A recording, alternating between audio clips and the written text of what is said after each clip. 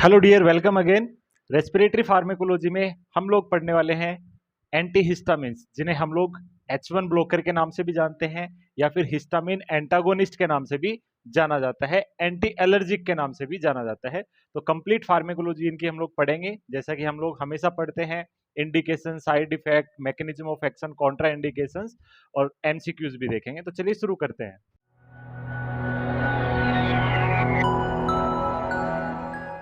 अगर वीडियो अच्छा लगे, कुछ भी नया सीखने को मिलता है, तो वीडियो को लाइक कर दीजिएगा और चैनल को सब्सक्राइब कर देना, ताकि फार्मेकोलॉजी के जो सारे वीडियो है आप तक पहुंच सके। तो चलिए बात करेंगे हम लोग एंटीहिस्टामिन्स की। उससे पहले हम लोग जानते हैं हिस्टामिन क्या होता है। तो देखिएगा दोस्तों, हिस्टामिन एक केमिकल मीडिएटर है जो कि अपनी बॉडी के अंदर नेचुरली बनता है। प्राइमरीली 4 टाइप का हिस्टामिन होता है, जिसमें 3 हिस्टामिन्स जो होते हैं मेन रिस्पॉन्सिबल होते हैं। तो बात करूंगा मैं यहाँ पे 3 तरीके के हिस्टामिन अपनी बॉडी के अंदर पाए जाते हैं। शॉर्ट में मैं कह सकता हूं H1 histamine, H2 histamine and H3 histamine. H4 भी होता है, न्यूरोलॉजी से रिलेटेड है, उसके ऊपर रिसर्चेज अभी जारी है। ठीक है, तो 3 टाइप के हिस्टामिन प्राइमरीली जो अपनी बॉडी में मैकेनिज्म करते हैं, एक्शन करते हैं। जिस रिसेप्टर पे जुड़ेंगे उसका नाम हो जाएगा, लाइक हिस्टामिन 1 है, वो जिस रिसेप्टर पे जुड़ेगा उसका नाम होगा H1 रिसेप्टर। हिस्टामिन 2 जहां जुड़ेगा उसे H2 रिसेप्टर कहेंगे, और हिस्टामिन 3 जहां पे जुड़ेगा उसे H3 रिसेप्टर कहा जाएगा। दोस्तों ध्यान रखिएगा। तो जो हिस्टामिन 1 है वो रिलीज किया जाता है दोस्तों मास्ट सेल के द्वारा एंड बेसोफिल्स के द्वारा। मास्ट सेल के द्वारा प्राइमरीली रिलीज किया जाता है, एक केमिकल मीडिएटर है। H2 जो है दोस्तों, वो स्टमक में एक सेल होती है जिसे कहते हैं ECL cell, enterochromaffin like cell. Yes, उसके द्वारा रिलीज किया जाता है। जबकि H3 है वो पोस्ट सिनेप्टिक न्यूरॉन, यस मैं बोल सकता हूं synaptic neuron, synaptic neuron of CNS, central nervous system, यानी ब्रेन के अंदर सिनेप्टिक न्यूरॉन्स होते हैं, वहां पे हिस्टामिन भी, यानी हिस्टामिन एक न्यूरोट्रांसमीटर भी है। कौन सा histamine? H3 work as neurotransmitter, यानी ये एक न्यूरोट्रांसमीटर की तरह भी काम करता है। दोस्तों अब बात करता हूं one by one. H1 histamine है वो मास्ट सेल के द्वारा रिलीज किया जाता है और क्या परफॉर्म करता है बॉडी में? एलर्जी, एलर्जिक एक्टिविटी परफॉर्म करवाता है। दोस्तों ध्यान रखिएगा। जैसे कि मैं बात करूं कैसे एलर्जी होगी, जैसे हिस्टामिन मास्ट सेल या बेसोफिल से रिलीज होगा, बॉडी के अंदर वेजोडायलेशन होगा, कैपिलरी परमेबिलिटी बढ़ जाएगी, ब्रोंको कॉन्स्ट्रिक्शन होगा और स्किन के अंदर इरिटेशन को बढ़ाएगा, जिससे खुजली वगैरह होना स्टार्ट हो जाता है। इस तरीके से एलर्जिक रिस्पॉन्स बॉडी में ट्रिगर करता है। H2 जो हिस्टामिन होता है, हिस्टामिन 2, ये पर्टिकुलरली स्टमक के अंदर ईसीएल सेल होती है। कहां पे? स्टमक, स्टमक गैस्ट्रिक सेल्स जो होती है, गैस्ट्रिक ग्लैंड होती है, वहां पे ईसीएल एंटेरोक्रोमोफिन लाइक सेल्स होती है, उनके द्वारा रिलीज किया जाता है। और ये पैराइटल सेल, पैराइटल सेल के द्वारा HCl का प्रोडक्शन करवाता है, गैस्ट्रिक एसिड HCl का प्रोडक्शन करवाता है। दोस्तों और गैस्ट्रिक एसिड क्यों जरूरी है हमें अच्छे से पता है, डाइजेशन के लिए जरूरी है, पेप्सिनोजन को एक्टिवेट करता है, बाकी बहुत सारे काम ये करता है स्टमक के अंदर। ठीक है, तो एक गैस्ट्रिक एसिड है, उसका सिक्रीशन करवाता है। कौन सा? Histamine, H2 histamine. यानी हिस्टामिन 2 के रिसेप्टर कहां पर पाए जाएंगे?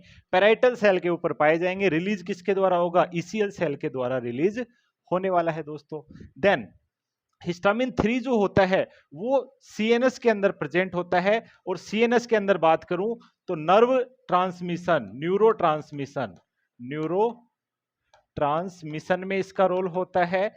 इसके अलावा दोस्तों कॉग्निशन में भी इसका रोल होता है, कॉग्निशन के अंदर भी इसका रोल होता है। कॉग्निशन का मतलब होता है मेमोरी, पहचानना, किसी चीज को जानना, समझना। यस दोस्तों, कॉग्निशन यादाश्त रखना, वो चीजों से रिलेटेड है कौन? Yes, histamine 3। अब देखिएगा इसके बारे में थोड़ा सा समझा देता हूं मैं आपको।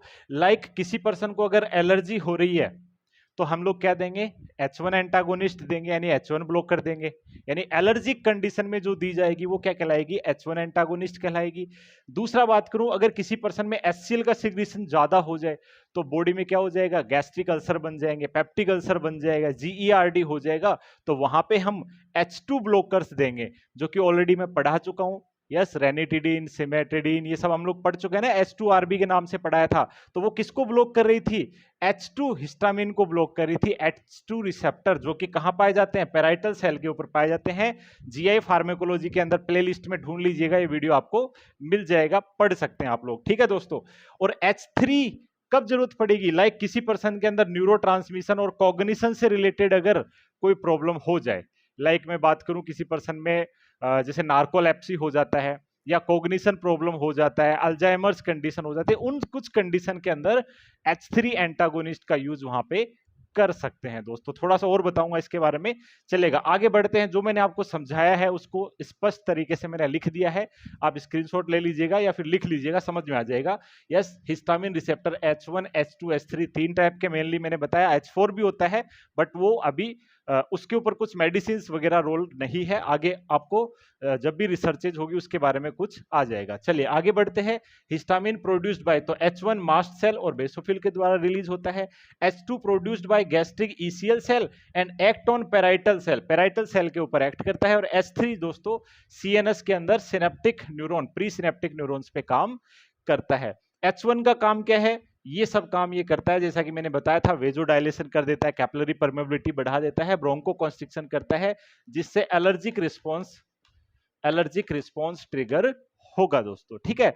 H2 गैस्ट्रिक एसिड और सिक्रीशन करवाता है। अगर ये गैस्ट्रिक एसिड बहुत ज्यादा हो जाए तो लोगों पर्सन को क्या होगा? पेप्टिक अल्सर हो जाएगा, गैस्ट्रिक अल्सर हो जाएगा, यस और नो। और H3 क्या करता है? प्री सिनेप्टिक न्यूरॉन पे न्यूरोट्रांसमिशन और कॉग्निशन का काम करता है, इजंट इट।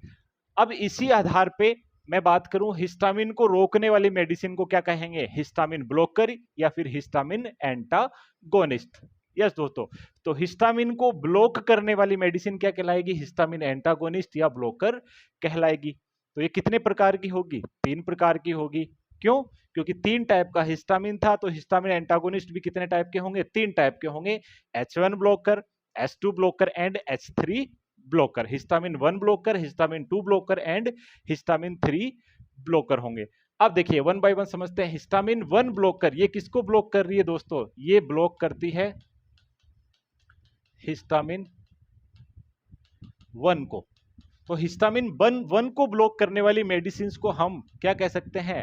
एंटी हिस्टामिन बोल सकते हैं, एंटी हिस्टामिन बोल सकते हैं। इनमें बहुत सारे एग्जांपल, जो कि मेन टॉपिक अपना आज का, आगे मैं बताऊंगा, लाइक सिट्राजिन, लेवोसिट्राजिन आप लोगों ने नाम सुना होगा, है ना। फेनरामाइन मैलेट नाम सुना होगा आप लोगों ने, क्लोरफेनरामाइन सुना होगा, डाइफेनहाइड्रामाइन, मैक्लिजाइन, साइक्लिजाइन, हाइड्रोक्सीजाइन, यस और नो दोस्तों। इसके अलावा सिनार्जिन का नाम आप लोगों ने सुना होगा, प्रोमेथाजाइन का नाम सुना होगा। ये सारी मेडिसिन H1 ब्लॉकर के अंदर आती है। और किसको ट्रीट करेगी दोस्तों? किसको ट्रीट करेगी? ट्रीटमेंट ऑफ, यानी treatment of allergic condition, allergic conditions को ट्रीटमेंट करने के लिए यूज करी जाती है। अब कौन कौन सी एलर्जिक कंडीशन है मैं आगे बताने वाला हूं आपको। लाइक एलर्जिक राइनाइटिस है, छींके आना, यस और नो, आंसू आना, खुजली होना, अर्टिकेरिया हो जाना, हाइव्स हो जाना, ठीक है, कॉन्टैक्ट डर्मेटाइटिस हो जाना, उन सब कंडीशंस को जो कि एलर्जिक कंडीशन है उनको ट्रीट करने के लिए हम लोग H1 ब्लॉकर यूज करते हैं, जिन्हें हम लोग एंटी हिस्टामिन बोलते हैं, जो कि अपना आज का टॉपिक है दोस्तों, ठीक है। सेकंड बात करते हैं H2 ब्लॉकर्स। तो H2 ब्लॉकर देखिए, हिस्टामिन 1 कहां से रिलीज हो रहा था? मास्ट सेल के द्वारा रिलीज हो रहा था, जो कि एलर्जी करवा रहा था। और हिस्टामिन 2 कहां से रिलीज हो रहा था? ये ईसीएल सेल के द्वारा रिलीज हो रहा था और पैराइटल सेल पे जाकर के वो जुड़ रहा था, और जुड़ करके किसका रिलीज करवा रहा था? HCl का सिक्रीशन करवा रहा था। और HCl की वजह से क्या हो सकता था? पेप्टिक अल्सर हो सकता था। यानी ये जो ब्लॉकर्स है वो किसको ट्रीट करेंगे? Yes, treatment of gastric ulcer, gastric ulcer, peptic ulcer, GERD, gastro oesophageal reflux disease, इन जैसी कंडीशन को ट्रीट करने के लिए यूज करते हैं। और इनको हम लोग also known as, yes, H2RB के नाम से भी जानते हैं। हिस्टामिन 2 रिसेप्टर ब्लॉकर के नाम से भी इनको जाना जाता है। और एग्जाम्पल वेल नोन है, ऑलरेडी मैं पढ़ा चुका हूं गैस्ट्रिक फार्मेकोलॉजी के अंदर, या जिसके भी नाम में टिडिन आता है, टिडिन आता है लास्ट में, यस, टिडिन आता है लास्ट में, या लास्ट में आने का मतलब होता है सफिक्स, पहले आता है उसे प्रीफिक्स कहा जाता है। तो जैसे कि नाम आप लोगों ने सुना होगा रेनिटिडिन, सिमेटिडिन, निजाटिडिन, फोमेटिडिन, इस तरीके की जितने भी मेडिसिन है वो H2 ब्लॉकर्स कहलाएगी, H2R भी जानेगी। एग्जाम्पल एक लिख देता हूं, रेनिटिडिन। ठीक है दोस्तों, समझ में आ गया होगा आई थिंक। सिमेटिडिन आता है, फोमेटिडिन आता है, निजाटिडिन आता है, बहुत सारी मेडिसिन आती है, वो सभी H2 ब्लॉकर्स कहलाती है। और वो किन में यूज करेंगे? इन कंडीशंस को ट्रीट करने में यूज करेंगे दोस्तों। H3 ब्लॉकर, चूंकि ये किससे रिलेटेड था? ये हिस्टामिन 3 किससे रिलेटेड था दोस्तों? ये कॉग्निशन से रिलेटेड था, ये न्यूरोट्रांसमिशन से। तो जब भी सीएनएस की कुछ प्रॉब्लम्स होती है, लाइक नार्कोलेप्सी, नार्कोलेप्सी हो गया, ठीक है दोस्तों। इसके अलावा attention deficit syndrome, attention deficit syndrome, इन कंडीशन को ट्रीट करने के लिए जो है इनको अपन यूज कर सकते हैं, H3 ब्लॉकर्स का यहां पे यूज कर सकते हैं दोस्तों। ठीक है, तो पर्टिकुलरली इनमें भी मैं बात करूं तो ये दोनों जो है व्यवहारिक होती है, लाइक H2RB हमें पता है गैस्ट्रिक लोवरिंग एजेंट्स में आती है। गैस्ट्रिक लोवरिंग एजेंट मैंने पढ़ा रखे हैं, 3 टाइप के मैंने बताए थे, एंटासिड्स होते हैं, H2RBs होते हैं, और पीपीआईज यानी कि प्रोटॉन पंप इनहिबिटर होते हैं, उनमें से एक ही है। अब हम लोग आज के इस वीडियो में आगे पढ़ने वाले हैं H2 ब्लॉकर के, सॉरी H1 ब्लॉकर के बारे में, जिन्हें हम लोग किस नाम से जानेंगे? Anti histamine. यानी एंटी हिस्टामिन नाम जब आता है उसका मतलब ही होता है H1 ब्लॉकर। ठीक है दोस्तों, समझ में आ गया होगा, चलेगा। अब बात करेंगे नेक्स्ट, एंटी हिस्टामिन क्या है। तो जैसा कि मैंने बताया, एंटी हिस्टामिन ऐसी मेडिसिन है जो कि हिस्टामिन 1 को ब्लॉक करती है और एलर्जिक कंडीशन और anaphylactic condition, hyper sensitivity condition को ट्रीट करने में उनका योगदान आता है। इनका अदर नेम है हिस्टामिन एंटागोनिस्ट या H1 ब्लॉकर के नाम से भी जानते हैं, और इनका यूज है एलर्जी और हाइपर सेंसिटिविटी कंडीशन के रिलेटेड जो साइन एंड सिम्टम्स बॉडी में आते हैं, लाइक स्नीजिंग आना, बॉडी पे खुजली होना, प्रूराइटिस होना, ठीक है दोस्तों, इन जैसे सिम्टम्स को, अर्टिकैरिया होना, इन जैसे सिम्टम्स को ट्रीट करने के लिए, लाइक एलर्जी किसी से भी हो सकती है, लाइक मधुमक्खी काट गई वो भी एक एलर्जी हो सकता है, डस्ट की वजह से एलर्जी हो जाए वो भी एक एलर्जी है, कुछ स्पेसिफिक कपड़ों की वजह से एलर्जी हो सकती है, कुछ स्पेसिफिक खाने की वजह से एलर्जी हो सकता है। लाइक आप लोगों ने सुना होगा कई लोगों को प्रोटीन से एलर्जी होती है, कई लोगों को जो है एक सीलिएक डिजीज आपने सुना होगा, उसके अंदर वीट होता है, यानी कि गेहूं होता है, जौ होता है, रागी होता है, इन जैसे जो प्रोडक्ट होते हैं उनको खाने से एलर्जी हो जाता है। बहुत सारी तरीके की एलर्जी हो सकती है। यस, उन एलर्जीज में एंटी हिस्टामिन मेडिसिन बेनिफिशियल हो सकते। कई लोगों को सर्दी जुकाम हो जाता है तो छींके आती है, बहुत ज्यादा छींक आती है, जिसे स्नीजिंग कहा जाता है ना, वो सब एलर्जी को ट्रीट करने के लिए। और जो हिस्टामिन 1 है दोस्तों, वो मास्ट सेल और बेसोफिल के द्वारा रिलीज किया जाता है in response of allergy and inflammation. ठीक है, तो दिस इज एंटी हिस्टामिन। तो एंटी हिस्टामिन का सिंपल सा यूज क्या है? They are anti allergic medicine. Allergic symptom को रिलीव करना हो तो एंटी हिस्टामिन देंगे। आगे बढ़ते हैं नेक्स्ट, एंटी हिस्टामिन का मैकेनिज्म ऑफ एक्शन, कैसे ये एलर्जी को रिलीव करती है। तो पहले एलर्जी का मैकेनिज्म समझ लेते हैं, फिर उसको रोकने का मैकेनिज्म समझाता हूं। तो देखिए, जब भी बॉडी के कांटेक्ट में एलर्जेंस आते हैं, बॉडी के संपर्क में क्या आते हैं? एलर्जन। अब वो एलर्जन क्या हो सकता है? कोई फूड हो सकता है, कोई स्मोक हो सकता है, कोई बात कर सकते क्लॉथ हो सकता है, डस्ट हो सकती है, यस और नो दोस्तों, प्रोटीन्स हो सकते हैं। एलर्जी से रिलेटेड कोई भी एलर्जन हो सकता है, कोई टॉक्सिन हो सकता है, टॉक्सिन लाइक मधुमक्खी काट गई वो भी एक टॉक्सिन होता है। किसी भी एलर्जन के संपर्क में जब ह्यूमन बॉडी आती है तो ह्यूमन बॉडी के अंदर क्या होता है दोस्तों? एंटीबॉडीज होती है। तो यहाँ पे एक एंटीबॉडी होती है जिसे हम लोग कहते हैं आईजीई, जो कि एलर्जी की एंटीबॉडी है। तो आईजीई एंटीबॉडी जो दोस्तों, इनकी मात्रा बढ़ना चालू हो जाती है, बी लिम्फोसाइट के द्वारा इनका फॉर्मेशन होता है, जिन्हें प्लाज्मा सेल्स भी कहा जाता है। अब ये आईजीई एंटीबॉडी क्या करेगी दोस्तों? ये आईजीई एंटीबॉडी जाकर के जुड़ेगी, किससे जाकर के जुड़ेगी? मास्ट सेल से जाकर के जुड़ेगी, बेसोफिल से जाकर के जुड़ेगी। तो ये किससे जाकर के जुड़ेगी? मास्ट सेल से जाकर के जुड़ेगी। यस दोस्तों, अब ये एंटीबॉडीज क्या करेगी, जितने भी ये जो एलर्जन बॉडी के अंदर आ रहा था उसको क्या करेगी, बाइंड करेगी। तो ये क्या करेंगे, ये बाइंड करके क्या करेंगे, रिलीज करते हैं एक केमिकल मीडिएटर जिसे बोलते हैं हिस्टामिन। हिस्टामिन क्या रिलीज किया, हिस्टामिन का रिलीज किया। किन्होंने रिलीज किया, मास्ट सेल ने भी, और प्राइमरीली तो मास्ट सेल होती है, इसके अलावा बेसोफिल भी जो है हिस्टामिन का रिलीज करती है। अब ये हिस्टामिन रिलीज हो गया। अब ये हिस्टामिन कौन सा है, ये हिस्टामिन 1 है दोस्तों।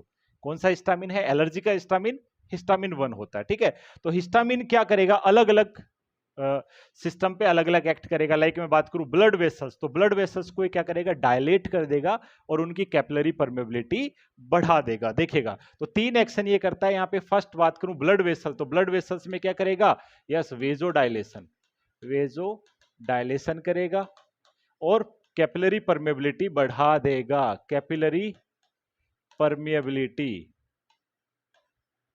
को क्या करेगा, बिलिटी को क्या करेगा, बढ़ा देगा, इंक्रीज कर देगा, जिसकी वजह से बॉडी में सूजन आ जाती है। देखा आपने, कभी मधुमक्खी काटती है तो बॉडी में सूजन आ जाता है, क्यों, क्योंकि वहां पे वेजोडाइलेशन हो जाता है, कैपिलरी परमेबिलिटी बढ़ जाती है, फ्लूइड लीक होता है और स्वेलिंग आना वहां पे स्टार्ट हो जाता है। दूसरा action, yes bronchoconstriction, bronchoconstriction करेगा।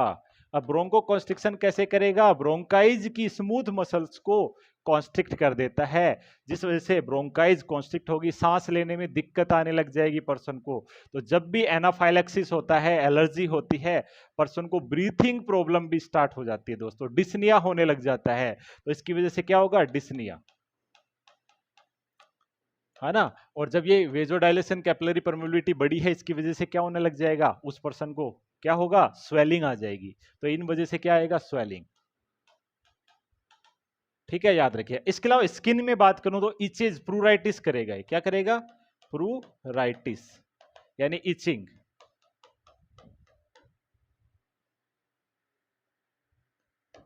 इचिंग कॉज, इचिंग के स्पेलिंग गलत हो गया,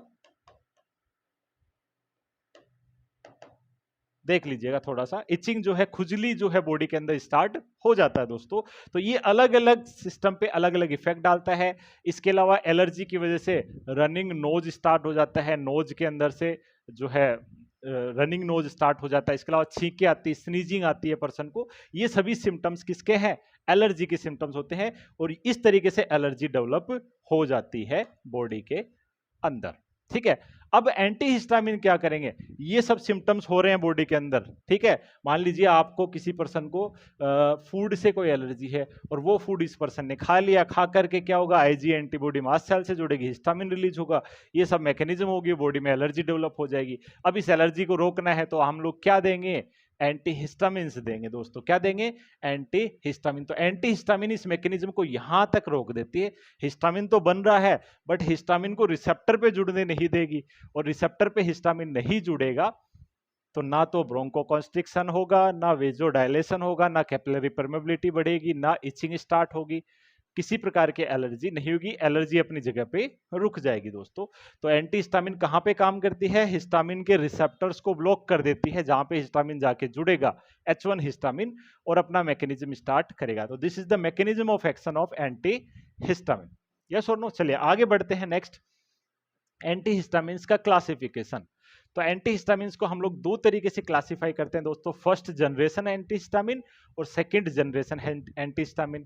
फर्स्ट जनरेशन को हम लोग सेडेटिव्स कहते हैं और सेकंड जनरेशन को हम लोग नॉन सेडेटिव कहते हैं। तो सेडेटिव कौन सी है दोस्तों, फर्स्ट जनरेशन एंटीहिस्टामिन, और नॉन सेडेटिव है वो कौन सी है दोस्तों, second generation antihistamine. First generation यानी जो पहले डेवलप हुई थी, पहले खोजी गई थी, जिनका साइड इफेक्ट था सेडेशन।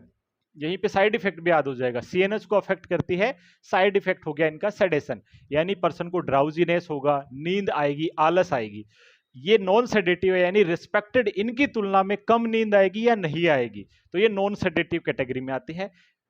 एग्जाम्पल काफी फेमस है, आप लोगों ने काफी बार सुने होंगे, ओटीसी ओवर द काउंटर भी मिलती है मेडिसिन, लाइक एविल का नाम आप लोगों ने सुना होगा, लाइक फेनरामाइन मेलेट होता है, ठीक है दोस्तों। इसके अलावा बहुत सारी मेडिसिन आती है, मैक्लिजाइन, साइक्लिजाइन, हाइड्रोक्सीजाइन आती है, प्रोमेथाजाइन इसके अंदर मेडिसिन आती है, सिनार्जिन एक मेडिसिन है वो भी सेडेटिव कैटेगरी के अंदर आती है दोस्तों, ठीक है। इसके अलावा बेनेड्रिल का नाम आप लोगों ने सुना होगा, ठीक है, वो भी इसी कैटेगरी के अंदर आती है। तो बहुत सारी कैटेगरी है, तो देखिए ये सब मेडिसिन है वो सेडेटिव कैटेगरी के अंदर आती है। लाइक सबसे पहला बात करूं डाइफेनहाइड्रामाइन, तो इसको बेनेड्रिल के नाम से जानते हैं, बेनेड्रिल के नाम से जाना जाता है, 25 से 30 mg में इसको दिया जाता है। दूसरा फेनरामाइन, क्लोरफेनरामाइन हो गया। तीसरा फेनरामाइन मेलेट, इसे एविल के नाम से जानते थे, ये जो है अभी बैन हो चुकी है, यूज नहीं की जाती है जनरली फेनरामाइन मेलेट, क्योंकि बहुत ज्यादा सेडेशन ये कॉज करती है। साइड इफेक्ट इसका कोलिनर्जिक, एंटी कोलिनर्जिक इफेक्ट भी ज्यादा है, लाइक ड्राई माउथ करना, है ना, इस तरीके के सिम्टम्स, विजन ब्लर करना, ऐसे साइड इफेक्ट्स है, इस वजह से ये बैन हो चुकी है। पहले काफी यूज करते थे, एविल 4 mg 2 mg है ना ऐसे।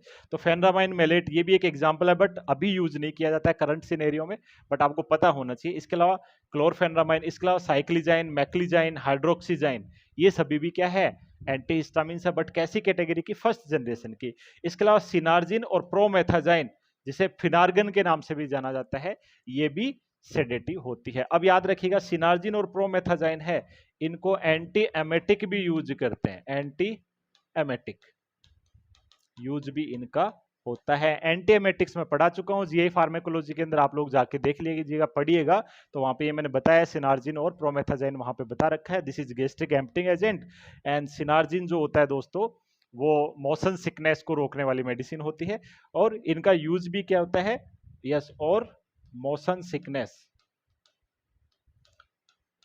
मोशन सिकनेस को भी ट्रीट करने में यूज करते हैं। मोशन सिकनेस का मतलब होता है कई लोगों को बस में सफर करने से या झूला झूलने से नोजिया वोमिटिंग होती है ना, वो मोशन सिकनेस कहलाती है, तो उसको ट्रीट करने भी इनका यूज कर सकते हैं दोस्तों, ठीक है। तो ये सभी सेडेटिव कैटेगरी की या फर्स्ट जनरेशन की एंटीहिस्टामिन्स होती है। सेकेंड जनरेशन में बहुत फेमस एग्जाम्पल आप लोगों ने सुना होगा, लेवोसिट्राजिन और सिट्राजिन, ये किस कैटेगरी में आती है, सेकेंड जनरेशन के अंदर आती है दोस्तों। सेकेंड जनरेशन में सिट्राजिन, लेवोसिट्राजिन और लोराटिडिन के नाम से 3 मेडिसिन यहाँ पे मैंने आपको दिखाई, फेमस एग्जांपल और भी होते हैं बट ये फेमस है। तो इसमें याद रखिएगा लोराटिडिन है वो लीस्ट सेडेटिव है, यानी मैं बोलूं कि जितनी भी टाइप की एंटीहिस्टामिन है उसमें सबसे कम सेडेशन अगर कोई करती है तो वो कौन सी करती है, लोराटिडिन करती है।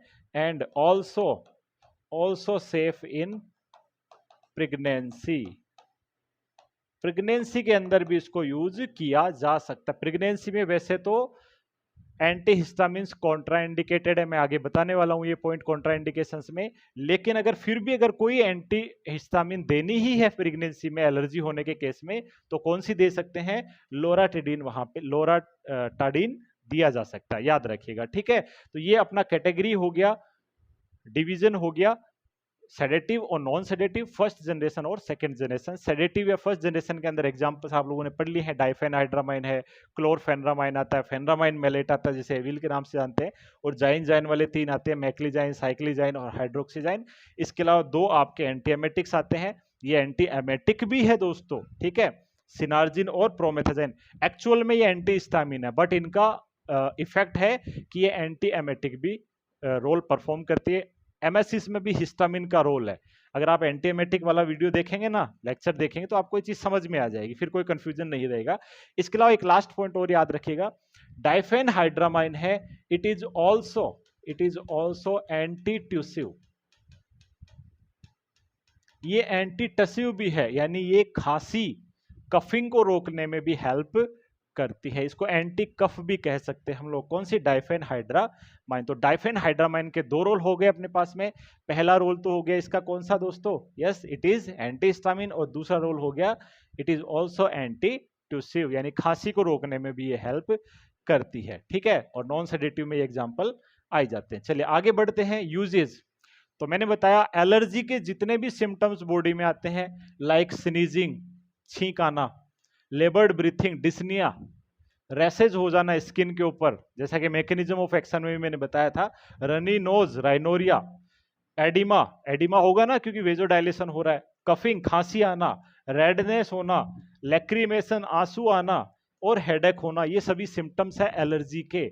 तो एलर्जी के जितने भी सिम्टम्स है दोस्तों, उन सभी कंडीशन को ट्रीट करने के लिए एंटी हिस्टामिन यूज कर सकते हैं। और एलर्जी कौन कौन सी होती है, तो this is the list of allergies like allergic rhinitis, ठीक है, कॉमन कोल्ड सर्दी जुकाम जिसे कहा जाता है, एटोपिक डर्मेटाइटिस, डर्मेटाइटिस मतलब inflammation of the skin, hay fever होता है एक ये, ठीक है, अर्टिकारिया होता है जिसे हाइव्स भी बोलते हैं, प्रूराइटिस, प्रूराइटिस का मतलब होता है इचिंग, खुजली, एनाफाइलैक्सिस, एंटीट्यूसिव जैसे डाइफेनहाइड्रामाइन ऑलरेडी मैंने बताया, और मोशन सिकनेस के लिए प्रोमेथाजाइन और सिनार्जिन का यूज यहाँ पे कर सकते हैं। तो ये स्पेसिफिक, दो स्पेसिफिक यूज हो गए, बाकी ये दो जो है अदर यूज हो गए, और ये सभी स्पेसिफिक यूज हो जाते हैं एंटी हिस्टामिन के। इन सभी कंडीशन में हम लोग एंटी हिस्टामिन यूज कर सकते हैं। या अगर कोई मैं बात करूं वहां पे कोई एनिमल बाइट होता है, लाइक एनिमल बोलना गलत होगा, स्टिंग, ठीक है, लाइक बी स्टिंग हो जाए, मधुमक्खी का काटना, वहां पर भी एलर्जी हो सकती है, उन कंडीशन में भी ये सिम्टम्स आएंगे, वहां पे हम लोग यूज कर सकते हैं। चलिए आगे बढ़ते हैं दोस्तों। साइड इफेक्ट कौन कौन से होंगे एंटी हिस्टामिन्स के, क्या क्या साइड इफेक्ट होंगे दोस्तों? तो जनरली मैंने बताया, जब मैंने इसका क्लासिफिकेशन आपको बताया, तो ये सेडेटिव होती है, यस और नो। तो पहला साइड इफेक्ट होगा इनका सीएनएस से रिलेटेड, यानी ये सेंट्रल नर्वस सिस्टम को सेडेट करेगी। और दूसरा इनका साइड इफेक्ट याद रखिएगा, बहुत फेमस है, एंटीकोलिनर्जिक इफेक्ट ये प्रोड्यूस करती है, लाइक ब्लर विजन होना, ठीक है। एंटीकोलिनर्जिक के अंदर क्या होता है, प्यूपिल डायलेट हो जाता है, जिससे ब्लर विजन, लाइट ज्यादा अंदर जाती है, जिससे ब्लर विजन होना जैसा सिम्टम्स आते हैं। इसके अलावा ड्राई माउथ होता है, ठीक है। तो ये एंटीकोलिनर्जिक इफेक्ट भी प्रोड्यूस करती है। और सीएनएस में क्या करेगी, सेडेट करेगी, ड्राउजीनेस करेगी, ठीक है, डिजीनेस करेगी। तो क्या क्या साइड इफेक्ट है, सीएनएस में सेडेशन, डिजीनेस, ड्राउजीनेस, और इस वजह से मोटर इनकोऑर्डिनेशन हो जाएगा, पर्सन प्रॉपर चल नहीं पाए, क्योंकि स्लीपीनेस हो जाएगी पर्सन के अंदर। इसलिए जब भी एंटी हिस्टामिन किसी पर्सन को दी जाती है या वो ले रहा है, तो उसे ऐसा कोई भी काम नहीं करना है जहां पे चोट लग सकती है, एक्सीडेंट हो सकता है, लाइक ड्राइविंग नहीं करना है। दूसरा, सीढ़ियां नहीं चढ़ना, अगर वो सीढ़ियां चढ़ेगा और उसे गिर गया वो, क्योंकि ड्राउजीनेस हो रहा है, वहां पे सेडेशन हो रहा है, तो गिर सकता है, चोट लग सकती है। तो ऐसा कोई भी स्किल वाला काम उसे नहीं करना। इसके अलावा एंटीकोलिनर्जिक इफेक्ट ये प्रोड्यूस करती है, लाइक ड्राई माउथ कर देती है, ब्लर विजन कर देती है, यूरिन रिटेंशन कर देती है। ये ऐसे जो है इफेक्ट है जो कि एंटीकोलिनर्जिक इफेक्ट कहलाते हैं। ये सभी कंडीशन जो है हो सकती है, लाइक कोऑर्डिनेशन नहीं होगा, हेडेक हो सकता है, जीआई अपसेट हो सकता है, ड्राउजीनेस कर सकती है, सोर थ्रोट कर सकती है, कफिंग, खांसी आ सकती है, रैपिड हार्ट रेट हो सकती है, ब्लर विजन, इस जैसे सिम्टम्स वहां पे हो सकते हैं। यानी प्राइमरीली सीएनएस और एंटीकोलिनर्जिक इफेक्ट, ये 2 पॉइंट याद रख लीजिए, आपको याद हो जाएंगे दोस्तों। तो these are the side effect. अब बात करेंगे नेक्स्ट हम लोग कॉन्ट्रा इंडिकेशन कब नहीं देनी है। तो एक कॉन्ट्रा इंडिकेशन मैंने पहले ही बताया था आपको, प्रेगनेंसी में नहीं देते हैं, बट प्रेगनेंसी में कौन सा दे सकते हैं, लोराटाडिन वहां पे दे सकते हैं, क्योंकि वो लीस्ट सेडेटिव है दोस्तों। तो पहला साइड कॉन्ट्रा इंडिकेशन हो जाए इसका प्रेगनेंसी। दूसरा, लैक्टेशन, जो मदर बच्चे को दूध पिलाती है, ब्रेस्ट फीडिंग करवाती है, उस मदर को भी नहीं कंज्यूम करना है। क्यों? क्योंकि ब्रेस्ट मिल्क के द्वारा उस बच्चे में जाएगी और बच्चे को सेडेट करेगी। प्रेगनेंसी में भी इसलिए नहीं देते हैं कि प्रेग्नेंट मदर अगर उसको कंज्यूम करेगी तो वो प्लेसेंटा के थ्रू बच्चे तक पहुंच करके बच्चे को डिप्रेस कर सकते हैं, सेडेट कर सकते हैं, इसलिए उस फीटस को नुकसान हो सकता है। इसलिए प्रेगनेंसी में और लैक्टेटिंग मदर जो कि मिल्क पिलाती है बच्चे को, उस मदर को अवॉइड करना चाहिए दोस्तों, ठीक है। तो ये दो इसके कॉन्ट्राइंडिकेशन हो गए। इसके अलावा कोई स्किल वर्कर है उसको भी यूज नहीं करना, यानी ड्राइवर्स जो होते हैं, अगर वो इसको खा रहे हैं या इस मेडिसिन को एलर्जी हो गई है तो फिर वो ड्राइविंग ना करे, तो उनके लिए भी कॉन्ट्रा इंडिकेटेड है। इसके अलावा सीवियर लीवर डिजीज और किडनी डिजीजेस के अंदर भी कॉन्ट्रा इंडिकेटेड है, क्योंकि लीवर और किडनी में, किडनी से सिक्रीट होती है, लीवर में मेटाबोलाइज होती है। और लास्ट, ग्लूकोमा के अंदर भी यूज नहीं करेंगे। क्यों? क्योंकि ये एंटीकोलिनर्जिक इफेक्ट प्रोड्यूस करती है, ग्लूकोमा को वर्स कर सकती है, ग्लूकोमा को बढ़ा सकती है, ध्यान रखिएगा। चलिए ये हो गए। अब बात करेंगे पेशेंट मॉनिटरिंग। तो जब भी एंटीहिस्टामिन पेशेंट को दी जाती है, पेशेंट को बोलना है कि ये मेडिसिन वो नाइट में ले, दिन में नहीं लेना है। क्यों? ऐसा क्यों? क्योंकि ये सेडेट करती है, तो नाइट में अगर वो लेकर के इन मेडिसिन को सोएगा तो उससे क्या होगा दोस्तों, नाइट के अंदर तो वैसे भी सोना है, कोई वो काम नहीं करने वाला है, लेकिन दिन में अगर वो ले लिया उसने मेडिसिन तो पूरे दिन उसे स्लीपीनेस रहेगा, कोई भी काम वो अच्छे से नहीं कर पाएगा। तो हमेशा एक रिस्पॉन्सिबिलिटी होती है कि पेशेंट को बताना है ये मेडिसिन कब लेना चाहिए, नाइट के अंदर। तो पॉइंट है, instruct the patient to take these medicine at bedtime to avoid drowsiness at daytime, avoid driving and other skill work as already mention, ठीक है। तो उसे ड्राइविंग या फिर कोई अदर स्किल वाला वर्क है तो वो नहीं करना, कि वो प्रॉपर तरीके से नहीं कर पाएगा, एक्सीडेंट होने की संभावना हो जाएगी। स्टेयर्स, सीढ़ियां नहीं चढ़नी है, ठीक है। तो ये कुछ बातें हैं जो कि पता होना चाहिए, पेशेंट मॉनिटरिंग वहां पे होनी चाहिए दोस्तों। तो एक कंप्लीट फार्मेकोलॉजी हो जाती है एंटीहिस्टामिन्स की। अब कुछ क्यूएनएस देख लेते हैं इससे रिलेटेड, चलेगा। पहला क्वेश्चन वहां पे देखते हैं, which of the following is not a therapeutic use of H1 blockers. H1 blockers जो होते हैं, जो कि हम लोगों ने पढ़ी है आज सारी की सारी, डाइफेनहाइड्रामाइन, फेनरामाइन मेलेट, क्लोरफेनरामाइन, मैक्लिजाइन, साइक्लिजाइन, हाइड्रोक्सीजाइन, प्रोमेथाजाइन एंड सिनार्जिन, ये जितने भी मेडिसिन है, इसके अलावा सिट्राजिन, लेवोसिट्राजिन, लोराटाडीन, ये सभी H1 ब्लॉकर्स कहलाती है। तो इनका कौन सा एक थेरेप्यूटिक यूज नहीं है? तो देखिए, राइनाइटिस में यूज करते हैं, एनाफाइलेक्सिस में यूज करते हैं, मोशन सिकनेस में भी यूज करते हैं। कौन सी वाली यूज करते हैं दोस्तों? प्रोमेथाजाइन, सिनार्जिन वगैरह यूज कर सकते हैं। इसके अलावा पेप्टिक अल्सर के अंदर इसको यूज नहीं करते हैं। तो इसलिए यही आंसर हो जाएगा, क्योंकि क्वेश्चन में पूछा नॉट। इसमें कौन सी यूज करेंगे? इसमें यूज करेंगे H2RB, histamine 2 receptor blocker, like ranitidine, cimetidine, वो यहाँ पे यूज की जा सकती है। चलिए अगला क्वेश्चन, तो right answer D, which of the following is second generation H1 receptor blocker. तो सेकेंड जनरेशन में 3 ही एग्जांपल मैंने आप लोगों को बताए थे, लेवोसिट्राजिन, सिट्राजिन और लोराटिडिन, ठीक है। तो यहाँ पे आ जाएगा अपने पास लेवोसिट्राजिन, राइट आंसर। ये फर्स्ट जनरेशन है। डाइफेनहाइड्रामाइन भी फर्स्ट जनरेशन है, इसे हम लोग बेनेड्रिल भी बोलते हैं। तो ऑल ऑफ द अबव तो आंसर हो ही नहीं सकता है, ठीक है दोस्तों, समझ में आ गया। चलेगा अगला क्वेश्चन की तरफ बढ़ते हैं, and this is the last question, which side effect is most commonly seen with first generation H1 blocker. First generation H1 blocker का इनमें से कौन सा साइड इफेक्ट है? जैसा कि इनका कैटेगरी भी था, इन्हें हम लोग सेडेटिव्स भी कहते हैं, इसलिए इनका मोस्ट कॉमन साइड इफेक्ट भी क्या होगा दोस्तों? सेडेशन ही तो होगा, यस और नो? तो इनका आंसर क्या हो जाएगा? सेडेशन। ठीक, हाइपरटेंशन नहीं करती है, गैस्ट्रिक अल्सर नहीं करती है, हाइपोग्लाइसीमिया से भी लेना देना नहीं। तो राइट आंसर क्या हो जाएगा? Sedation is the most common side effect of antihistamines, specifically कौन सी? फर्स्ट जनरेशन, ठीक है दोस्तों। तो राइट आंसर बी हो जाएगा। अब लास्ट में अगर आपकी कोई भी डाउट्स है, कोई क्वेरीज है, तो चैट ऑप्शन में लिख दीजिएगा, मैं उनका आंसर देने की पूरी कोशिश करूंगा। और अगर वीडियो अच्छा लगा हो, कुछ भी आप लोगों ने नया सीखा है, तो वीडियो को लाइक तो आप लोगों ने कर ही दिया होगा अब तक, चैनल को भी सब्सक्राइब कर लीजिएगा और अपने दोस्तों तक भी इस चैनल को शेयर कर दीजिए, ताकि वो भी इसका बेनिफिट ले सकें।